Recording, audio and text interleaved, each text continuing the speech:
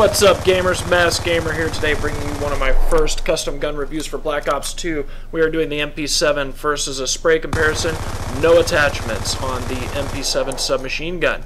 You're going to find this a little bit interesting. I have no attachments, nothing set up on this. You can see the spray goes upward and it has a nice cone of fire. Now, we're going to add the attachments here. We have the long barrel, fast mag, and grip, and if you look at it, they're about the same, so you don't see too much of a difference. But however, when you do start into the gameplay section of using this weapon, you are going to find that there is a big difference when you have the grip on. I definitely suggest having the grip. So I'm going to jump right into a gameplay that I have here. Pretty typical gameplay, I'd say, for me. Nothing groundbreaking or earth-shattering, anything like that, but it does give you a good representation of what the MP7 is capable of doing. If you look at this weapon, it looks fairly similar to the model that they have in Modern Warfare 3. However, I do think that the Modern Warfare 3 version is superior. Agree or disagree, I don't know, but I think it's better. Even though this is a great weapon. I really enjoyed the submachine gun class in this game. I recently got the diamond camo. I've played with all of these weapons to make sure that I'm giving the most professional opinion possible when I am going through these reviews, so that you can feel confident picking the weapon that is right for you based on that information. This weapon right here, like most submachine guns, I suggest using the primary gunfighter setup, to where you can put 3 attachments on your gun. I feel that attachments are more important than perks, believe it or not, in Black Ops 2. So if you are going to be rocking it, I suggest spending the points and having 3 attachments, or you can go with 2. If you were going to go 2, I would go with the grip and the fast mag, but I also like the long barrel in order to give me that extra little bit of range, so I go for 3. And what I sacrifice, I don't have any tactical grenades, and I do not have any explosives, which a lot of you might disagree with, but I prefer getting my kills the old-fashioned way by shooting somebody in the face. Now, one thing that you're gonna want to keep in mind with this weapon, it is highly accurate, but it is a little bit weak in its class, and I think that it makes up for it in the high rate of fire that it does have. The rate of fire is amazing, so I think that definitely makes up for it. One of the things that you kind of want to keep in mind as well is that you know, you can pretty much hold down the trigger, but it's probably better if you let off every so often. You know, like let it shoot off 8 bullets or so, let off the trigger, shoot another few, etc. Burst firing with this will give you increased kill-death ratio. Although, as you can see, you can just completely spray with this, and it will be pretty accurate. I really like the accuracy on this. Now, to go into the pros of this weapon. It's versatile. Your movement's going to be great. You know, the accuracy is really good. It has a good rate of fire. The cons to this is that it's not as strong as some of the other SMGs. So you kind of keep that in mind based on the type of player that you are. If you like to put a lot of bullets out there quickly, this will probably be the weapon for you. One of the better weapons, in my opinion, to use in the SMG class. Although they are all fairly comparable, you can really use any of them, depending on what level of player you are. Now, the SMGs in this game, whether you're a beginner or a seasoned player, they are good weapons for you to use. You don't need to have any special type of skill level for them. In my Modern Warfare 3 reviews, I'd kind of rate them based on what kind of skill level of a player you were. The weapons in this game are really well balanced.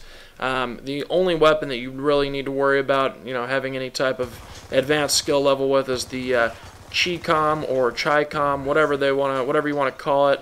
The burst fire SMG takes a little bit more skill and finesse to use, but otherwise everything else you can pretty much just use it right out of the box. Good thing about these weapons is they are very good stock without any attachments as well.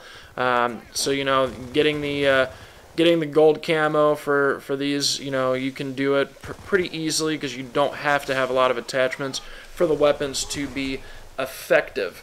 So getting back down to it, I've changed up my rating structure a little bit for Black Ops, just because it kind of seems like the movement is the same for all weapons classes. You don't have a huge difference like you did in Modern Warfare 3. So I took out the movement, but I have replaced it with range. So I'm going to go ahead and rate these weapons in 5 categories. The first one being the iron sights.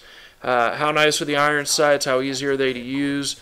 How is the bullet, where the bullets land versus what you see on your screen through the iron sights, and how much do they get in your way? The next one's going to be the power. How much damage are you actually dealing out per bullet, per round? Next one's going to be the accuracy and reliability, the overall accuracy of the weapon, and consistent, reliable bullet penetration. And then we're going to have the range, which is how effective are the bullets at any type of range, and the first strike. This one's a little bit unique. I don't know anybody else that uses this one, but first strike is basically when you're coming toe-to-toe with somebody with another weapon. You're going face-to-face with somebody, and you both fire at the same time. Who is going to win that firefight? So I give that rating.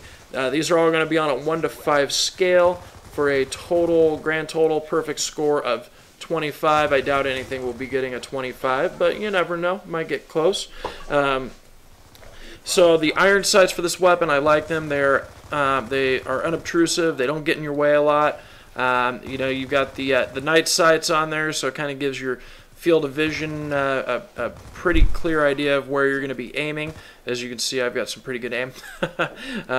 But basically for the iron sights, I rank this a 4 out of 5. Definitely do not need to have any optics attached to this weapon for it to be very effective.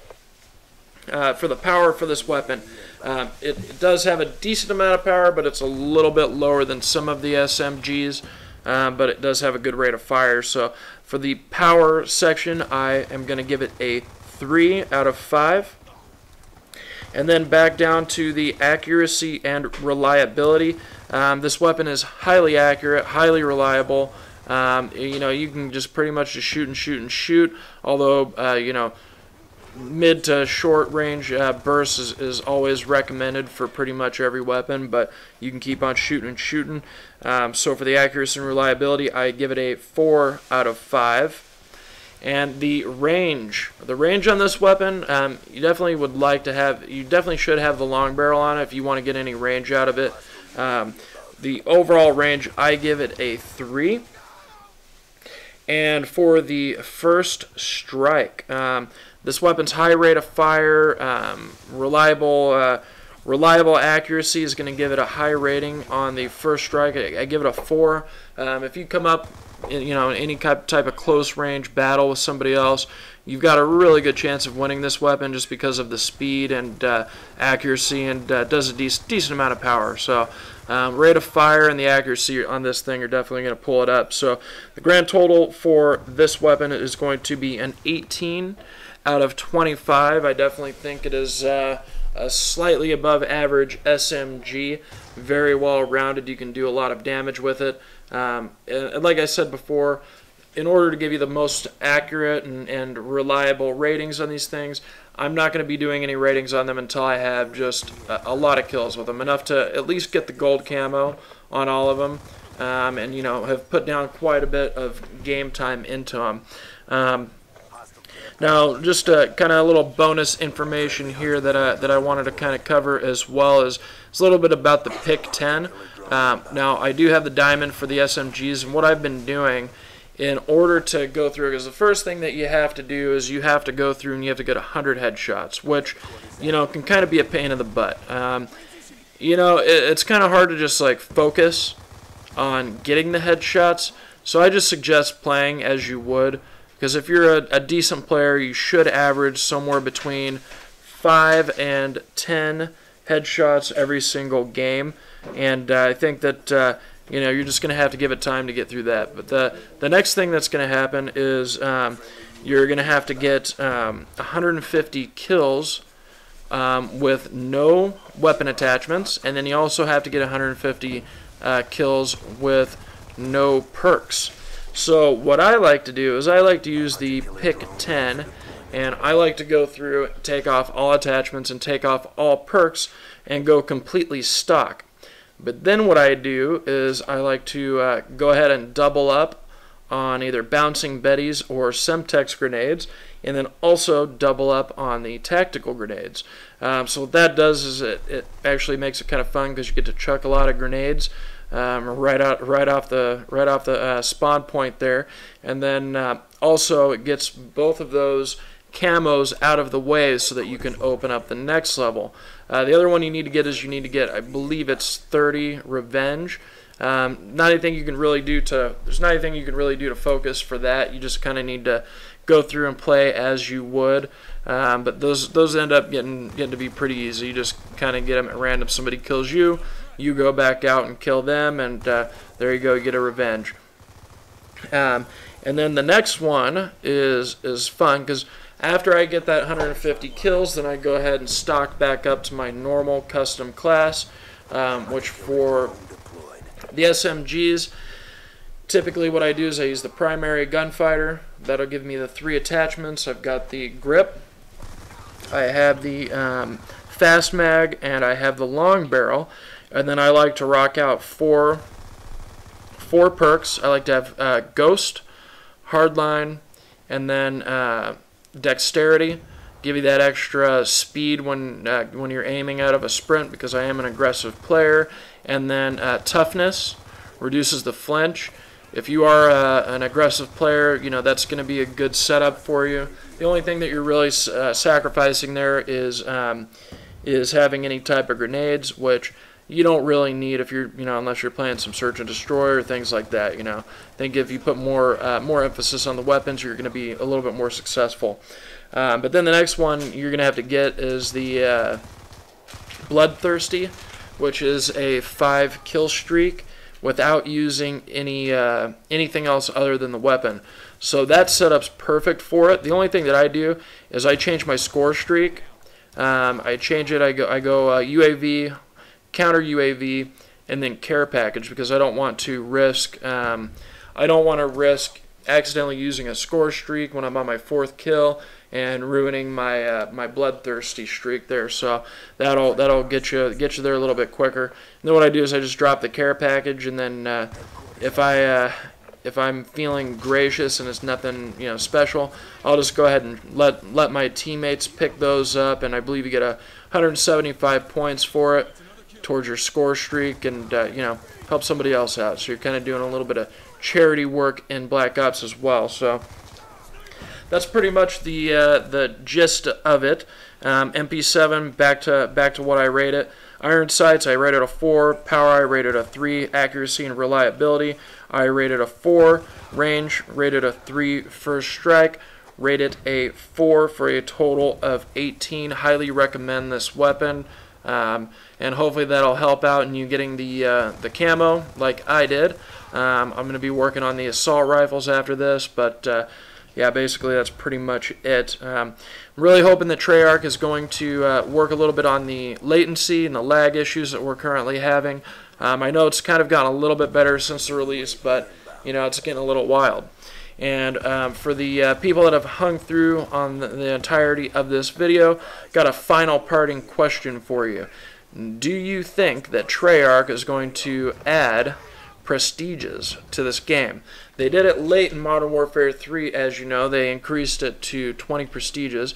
I'm already a 6 prestige, going on 7. I've seen a lot of master prestiges already.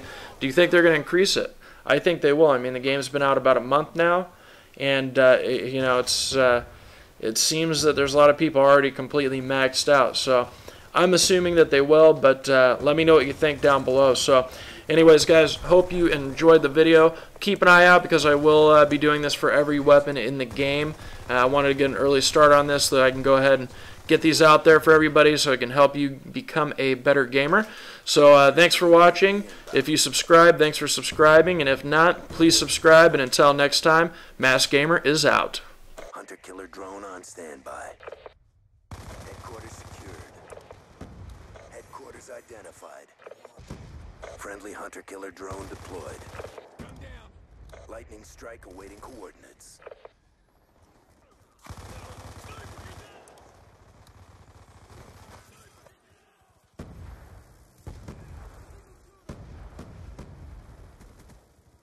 Mission clock about to expire.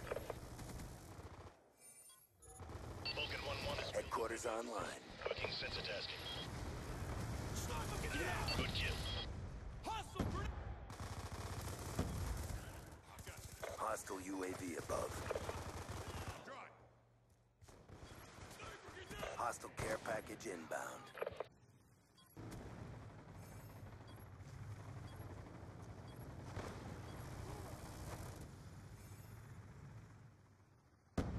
Operation complete. Nice job, grunts.